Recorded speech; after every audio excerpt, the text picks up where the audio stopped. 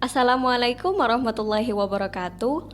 Hi everyone, we are from Group 1. Our members consist of Puspita Komaladewi, Jana Paruk Ating, and Nailatul Amani.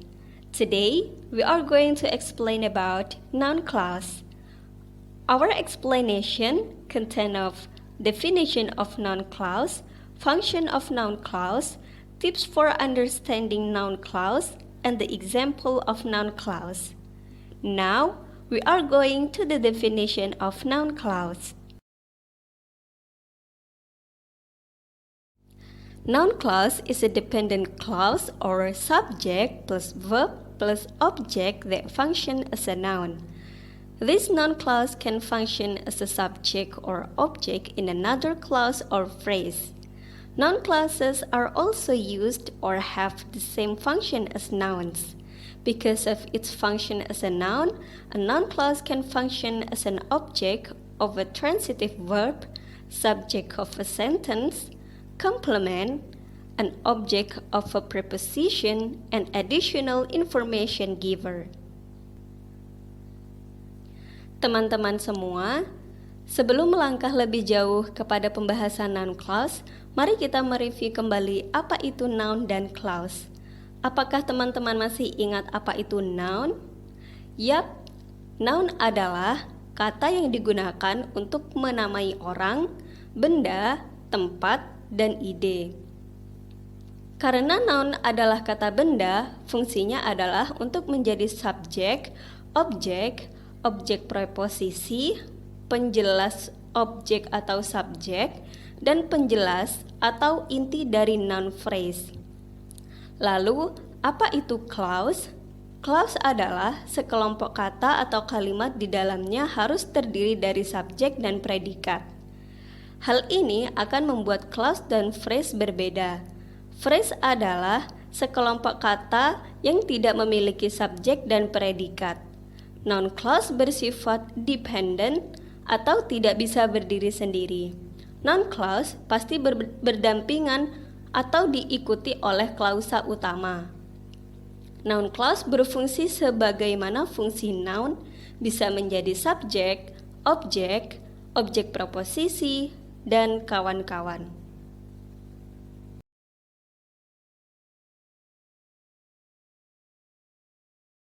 Function of noun clause. First, a subject of a verb. For example, that tomorrow is her graduation is true. What she drew was beautiful. Second, a subject complement. For example, the fact is that she is smart and beautiful. She must be whoever allows people to ask. Kembali lagi ke noun clause. Contoh noun clause yang berfungsi sebagai subjek dari sebuah predikat bisa kita lihat di layar. That tomorrow is her graduation is true. Kata yang dicetak tebal adalah noun clause. Noun clause bisa kita sebut sebagai anak kalimat atau subclause. Dan keseluruhan kalimat di sini bisa kita sebut sebagai main clause. Subjek di kalimat ini atau subjek dari main clause-nya adalah that tomorrow is her graduation. Predikatnya adalah is dan objeknya adalah true. Perlu kita ingat, karena noun clause adalah klausa, maka susunan kalimatnya seakan ada kalimat di dalam kalimat.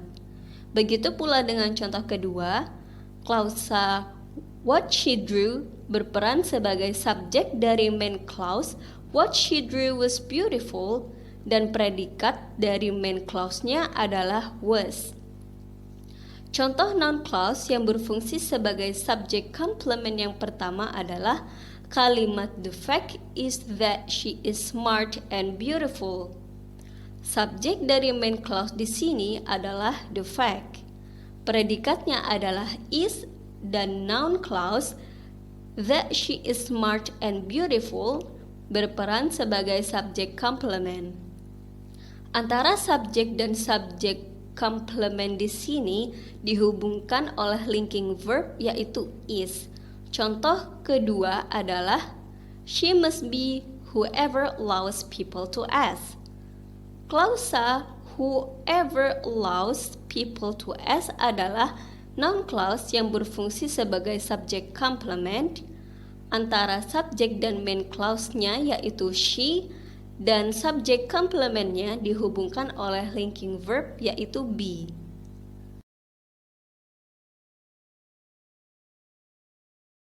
Next, function of noun clause. The third is as object of a verb. For examples, first, Dimas believes that his dream will come true. And the second, Bobby want to know how you feel. Baiklah teman-teman, contoh noun clause yang berfungsi sebagai object of a verb yang pertama adalah Dimas believes that his dream will come true. Subjek dari main clause-nya adalah Dimas. Verbnya adalah believes dan objeknya adalah that his dream will come true yang berupa noun clause. Contoh kedua yaitu Bobby want to know how you feel. Subjek dari main clause-nya adalah Bobby. Verbnya adalah want dan objeknya adalah how you feel yang berupa noun clause. Fourth, as object of a preposition. For example, the man comes from where many people there live in welfare. Baiklah teman-teman, fungsi terakhir yaitu sebagai object of a preposition. Contohnya adalah the man comes from where many people there live in welfare. Subject main clause-nya adalah the man. Verbnya adalah comes. Preposition-nya adalah from. Dan object of a preposition-nya adalah where many people there live in welfare, yang merupakan noun clause.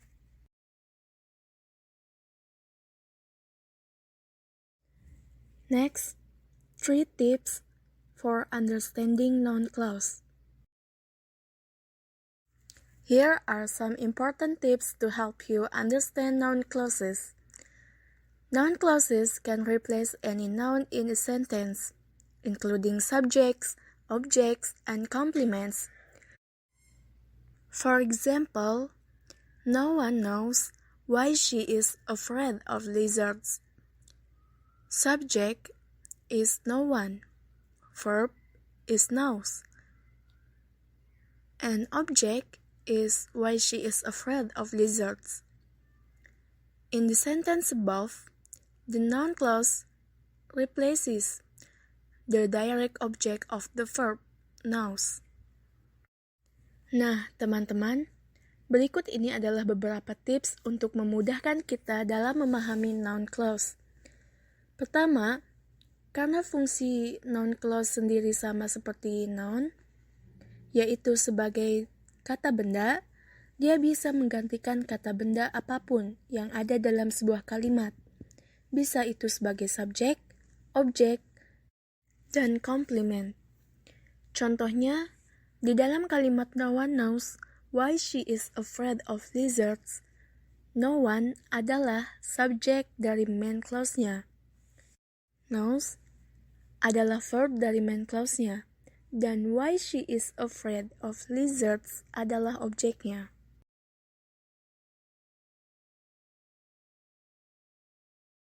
Alright, next is noun clauses are not modifiers. They are placeholders.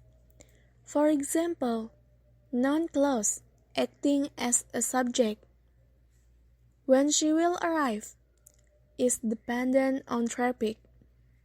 When she will arrive as a subject is as a verb, and dependent on traffic as an object. Adverbial clause acting as an adverb. When she arrives, we will eat dinner. When she arrives as an adverb, we as a subject will eat as a verb. dinner as an object. As you can see, it is easy to confuse these different types of dependent clauses with one another. If you are unsure whether a clause is adverbial or nominal noun, simply ask some questions. If the clause answers the question who or what, then it is a noun clause. If the clause answers one of these questions, where, how, when, or why, then it is an adverbial clause.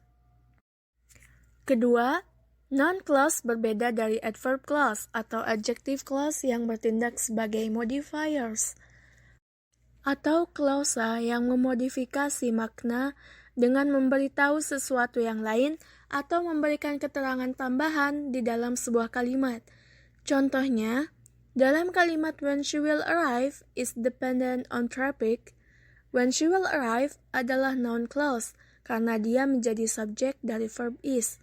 Sedangkan dalam kalimat when she arrives, we will eat dinner. Main clause-nya adalah we will eat dinner. Di dalam main clause subjeknya adalah we, verbnya adalah eat, dan objeknya adalah dinner. When she arrives tidak menjadi subjek atau objek dari main clause, melainkan dia memodifikasi atau memberikan keterangan lebih lanjut dari verb eat, sehingga menjadi adverb clause. Memang sedikit membingungkan. Cara lainnya adalah dengan melihat apabila subclause-nya menjawab pertanyaan apa dan siapa, berarti dia adalah noun clause. Sedangkan jika subclause-nya menjawab pertanyaan di mana, bagaimana, kapan, dan mengapa, maka dia adalah adverb clause.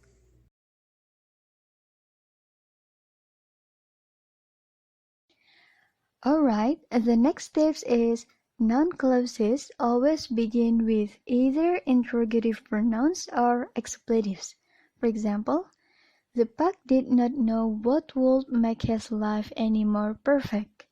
The subject is the pug, the verb is did not, and the object is what would make his life any more perfect. The both clause in the sentence above begins with the interrogative pronoun what, making it a true noun clause that is acting as the direct object of the verb know. Noun clauses can also begin with expletives. No, not cuss words. In grammar, expletives are words that have no grammatical function in a sentence other than to signal the start of a noun clause. Common expletives are that, whether, and if. The example is, as his humans drank their coffee, the pack wondered if they would all hike to the waterfall. The subject is the pack, the verb is wondered, and the object is if they would all hike to the waterfall. Even though the expletive if is necessary in understanding the noun clause, it still has no grammatical purpose in the sentence other than to connect the noun clause to the verb wondered. Cara mudah mengidentifikasi subclause atau noun clause adalah dengan melihat mana klausa yang diawali dengan kata tanya atau kata expletives. Expletives bukan kata makian, namun dalam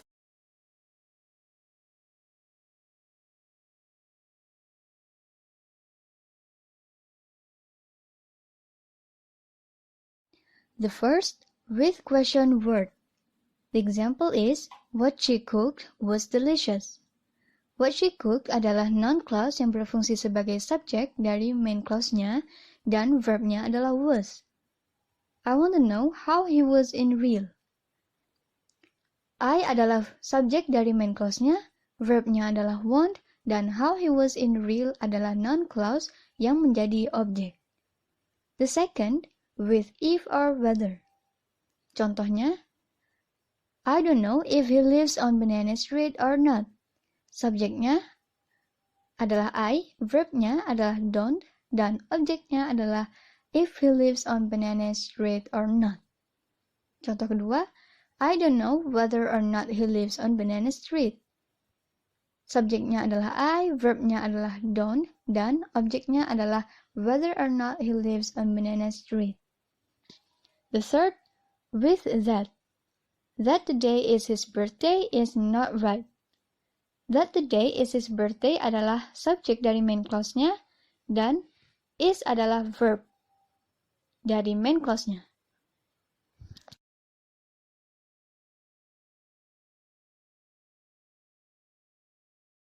And the last is the example of reduced noun clause.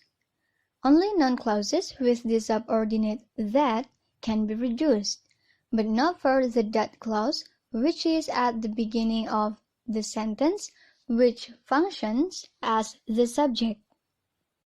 Yang boleh di-reduce adalah noun clause dengan subordinate that, namun bukan that yang berada di noun clause yang berfungsi sebagai subjek. The example are, I hope that he is doing well. Boleh di-reduce jadi I hope he is doing well. Subjek dari main clause-nya adalah I, verbnya adalah hope, dan objeknya yang berupa noun clause adalah that he is doing well atau he is doing well. Contoh kedua, my dream is that people will find a way to connect with the poor. Boleh diganti menjadi my dream is people will find a way to connect with the poor. Subjek dari main clause-nya adalah my dream, verbnya adalah is, dan objeknya adalah that atau people will find a way to connect with the poor.